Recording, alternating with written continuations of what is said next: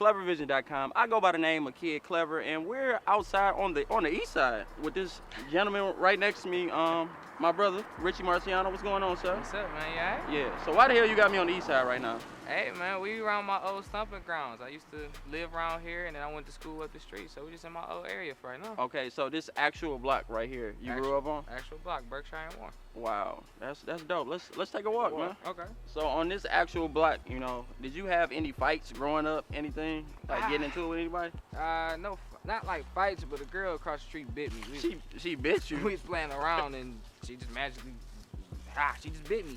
And it was love after that? Yeah, she did definitely show love. She started a conversation saying, "Remember when I bit you?" Like, that's not how you start a conversation. Not at all. So this is the actual house that you grew up in right here? Yes, sir. All right, let's go sit on the porch, man. All right. So, Rich, you know, early on you talked about, you know, your moms and your grandmother being over here. So what is your relationship like with your moms and your grandmother? I think what it is like with my grandma, we were like the tightest first because me and my mom are like 20 years apart. She had me at 20. Wow. So she was still young and she was doing what she had to do. Grams just retired from Chrysler. So I was just always with her. So me and my grandma got like this real fast. That was like big homie. Okay. And then me and my mama ended up getting tight as I got older because we were able to understand one another and then coexist as like mother-son. It was just like she was working so much to provide for me, and I was with my grandma, so I had a tighter connection with my grandma. And then after that, it ended up just being like I'm actually close with both of them, like this equally.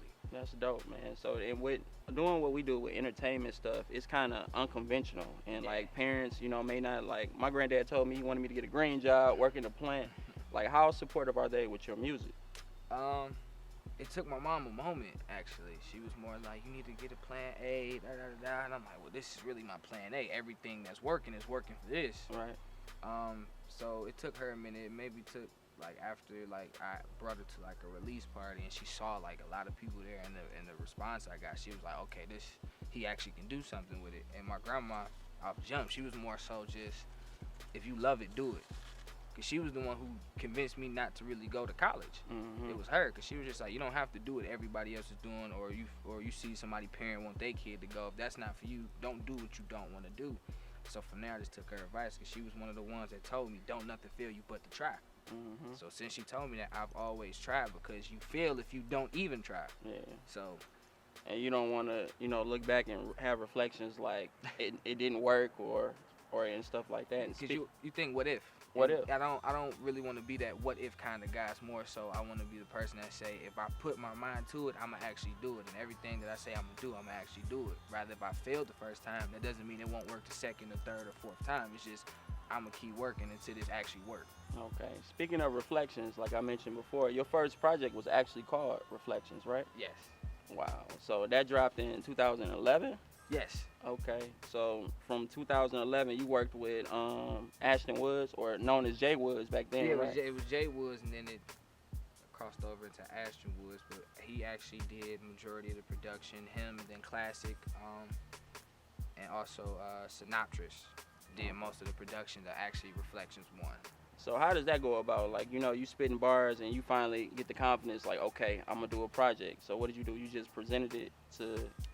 It actually just happened on its own. I wasn't really ready to ever put out a project. It was one of those situations where I had all this music, I didn't know what to do with it. Mm-hmm. And then as I started listening to it, I'm like, oh, well, maybe we could put something together. The first idea for the title was not even Reflections.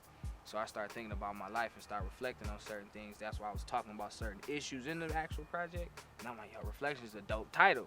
So I just ran with it, and it just came about. We just sat down, and I was like, Woods, this is what I got. Then we just put them 15 songs together, and that kind of jump-started a lot for me when I dropped Reflections, because a lot of people wasn't familiar with me, and I wasn't affiliated to the people I'm affiliated with now. So that's what got them to say, I stand behind this kid. So. Okay. And then you went from Reflections 1 to Reflections 2, correct? Yes. And that tape really, you know, showed everybody like, okay, Richy is a problem out here. He's out here doing his things.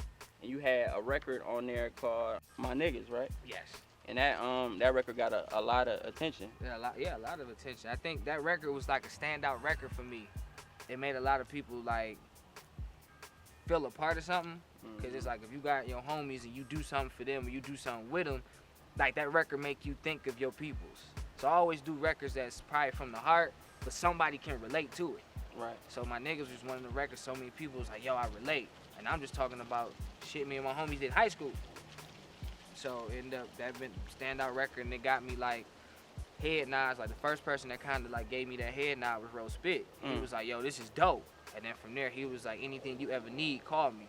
And then it started being a domino effect for so many different people just from that record. Okay. And I didn't even put out Reflections 2 yet. So the My Niggas record was so heavy in 2012, it started putting me at a certain level to where even the OGs was like, saluting. yeah, and they like, you know, you got something. And so that ended up being one of the big records on top of Vacation featuring Dej Loaf on the project. You know, that wasn't our first record. We probably did maybe 2 records prior to that. We did a record called Ventin' featuring Big Baby, which is now El Supreme. And we did a One Rule No Rule over Nas. Okay. We covered that, and then once we did that, we ended up putting Vacation together. And from there, that was the start of our chemistry. And for the people that don't know, what's the dynamic of that relationship with you and Dej Loaf? And I just told Woods, like, yo, we have to work with her. She has to be a part of what we have going on, and that's what Woods, still has the CMC Creative Minds Coalition. Buffs on real Cartiers looking like J. John. All these niggas is hoes, straight gay vibe. Knew I was gonna know, I took my chance with my day job. Hey, ma, she good, she pushed the reins out. In her own lane, bro, ain't gotta flip them things out. Getting equipped to all this fame now. Richy up next, I told you that before I came. Talking Tizo in the Bizzo, throw your demo out the window. I'm a dog.